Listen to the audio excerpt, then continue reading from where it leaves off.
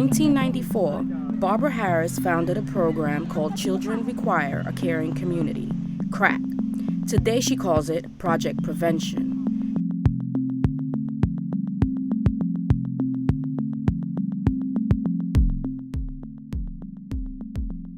This program focuses on drug-using women and offers them $300 to get sterilized or use certain forms of long-acting birth control. Our concern is that this program spreads misinformation and prejudice.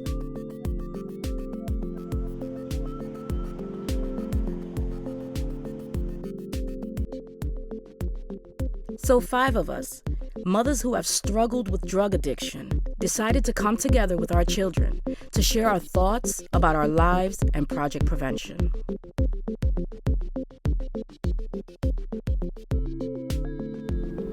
We can't parent, we shouldn't have any rights. Bad mothers. That we are lazy, that we are non-educated. That we're irredeemable, that we can never change. We're worthless.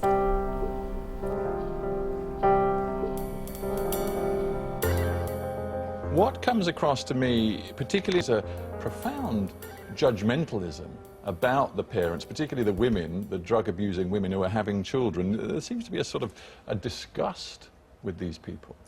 In the beginning, that was what it was. Have you changed, though? Because in 1998, when you told Marie Claire magazine, we don't allow dogs to breed, we spay them. They don't just have 1 and 2 babies, they have litters. Your stance suggests, rather, that there is a portion of the population that is not worthy of reproducing.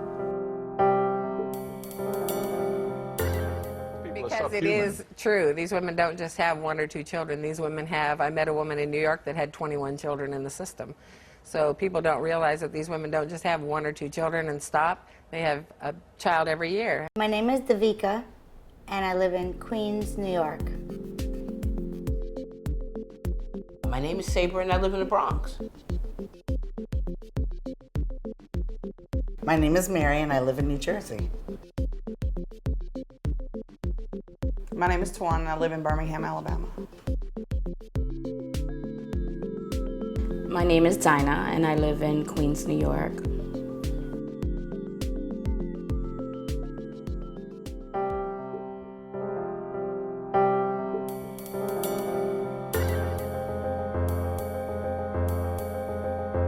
I know for a fact that it damages babies because I've known the children who have feeding tubes in their stomachs, tubes to breathe with. So it does damage their children. The stereotypes that people have been saying are not really true. It's all just hype from the media. None of it, I think, it's research-based. My babies are not damaged at all. I was exposed to drugs, and I'm in honors. And my brother, he's a gifted child. I came out pretty smart. And, well, I may be a little short than everybody. 14 going into high school, very short, yeah. I'm fine, and I know my brothers are fine. My oldest brother graduated the highest in his class. And you know what I'm saying? We're all good. And I turned out fine. I don't have any health problems. I go to college now in Oregon. I love proving people wrong that there's such thing as crack babies, because look at me. I mean, there's nothing wrong with me. The only thing that's really wrong, what do you call it? You have pink hair.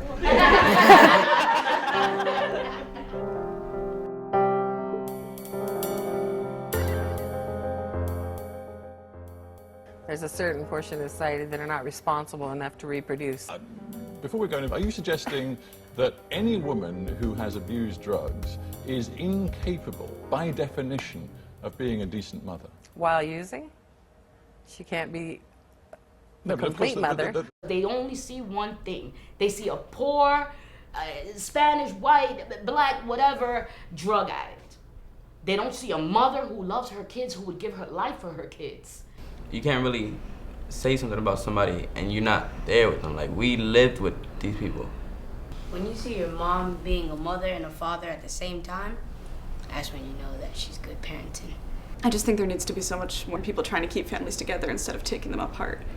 All we need is for you to hear us. Hear the real story. Don't see all of the other stuff. hear the story. I continued being the PTA president. I continued to volunteer in the school district, even though I was using drugs. I think we've all made mistakes? Yes, most definitely we've made mistakes.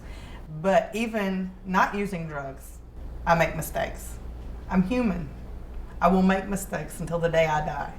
It's not about the women. People need to understand that this is not about women to me. It's about children. These women, it's their choice to use drugs, but the babies don't have a choice. And when you do not care about the mother, there's absolutely no way possible for you to care about that child. And Barbara Harris has said it over and over again. I don't care about them.